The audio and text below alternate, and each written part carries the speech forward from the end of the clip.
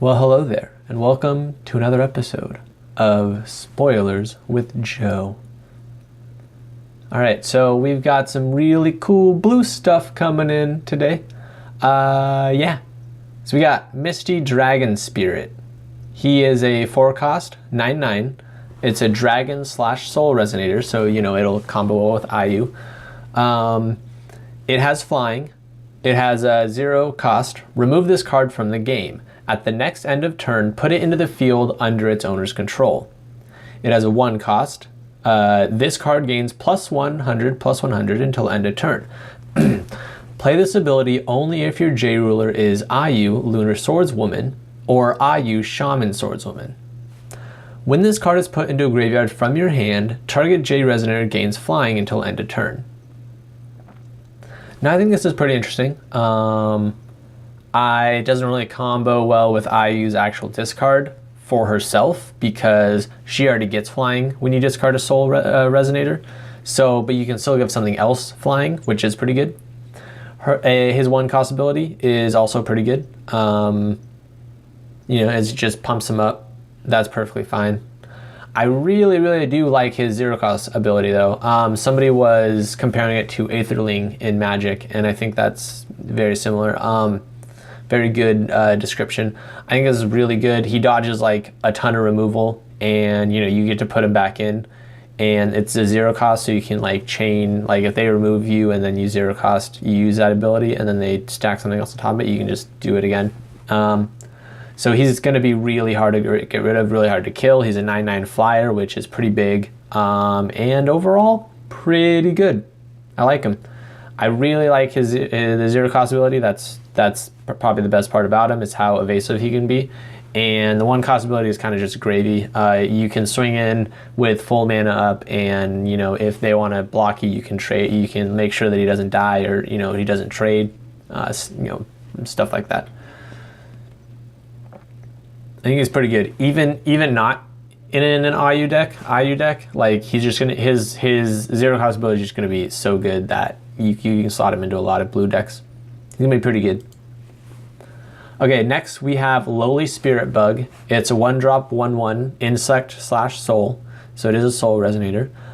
It has swiftness. When this card enters the field, draw a card. So I think this is pretty interesting. It's kind of like a blue Tama, honestly. The draw card is good. It's on a body, so that's fine. It's super weak, 1/1.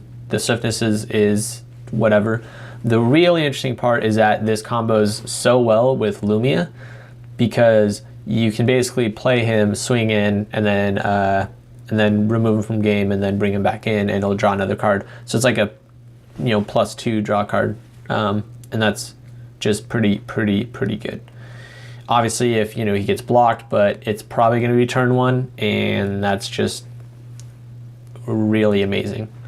Really good card in Lumia. Will maybe make her really broken, because that's pretty insane. Like a 1 cost draw 2 cards is already like super good. But it can be blocked by pretty much everything. But like turn 1, that's really good. All right, next we've got IU's Pictorial Scroll, 2-drop blue. It is a treasury edition, and when this card enters the field, reveal the top card of your deck.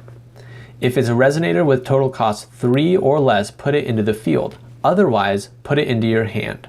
If your J ruler is IU Lunar Swordswoman or IU Shaman Swordswoman, put it into the field. If it's a resonator with total cost 5 or less instead. So basically, this is interesting. You play this card, and if the top of your deck is a resonator, you get it on the field, which is pretty crazy. It's really crazy. If it's not, you still get to draw it. So that's just both really good. I think it's really interesting that like you can play a 5-drop with this. I'm not really sure how much top of the deck fixing we have now, because the other girl who used to fix the top of the deck is gone. It's rotated out. I don't remember her name, but I think that's pretty good. It looks to me like the images are maybe of all the soul resonators maybe we're gonna get. I know I see the insect bug there. I think that's the dragon. Let me double check the dragon. No, it's not really the dragon. Maybe I'm just way off. Just never mind about the art. But yeah, I think this is pretty good. It's not bad. Last we have IU stone, the possession stone. Special magic stone, tap to produce blue. Or you tap to produce any color. Play this ability only if your J ruler is IU Lunar Swordswoman or IU Shaman Swordswoman. So this basically lets IU be, have insane mana fixing. Probably people will play 5-color IU decks. I think there's soul type resonators in every color, more than likely. And this is a good stone. This is like the best mana fixing you can get if you're playing IU. And the other 6 stones that you have can be a really good mix of what you're going to need in your deck, and it's pretty good. This is a good stone for IU. Will this make her playable? I don't know. Already, I think the Misty Dragon Spirit might be, just be what she needs to put her over the top. I don't know, because she does get to, well, I think you can search. I think you can search this out. So, no, I was thinking of Welser's ability, where you get to take a resonator into your hand, but IU doesn't do that. But still, I think IU is probably going to end up being pretty decent, especially if people can nail down a really good deck list. She's got a lot of potential, especially with how fast she can J-activate. But that's the 4 cards we're spoiled today. I really like Misty Dragon Spirit. It's going to be really good. Being able to dodge removal is just, and being a 9/9 on top of that is really, really good. And yeah, I like him. I'm going to play him. Anyways, thanks for watching. This has been Spoilers with Joe, and I hope you enjoyed. Later, guys.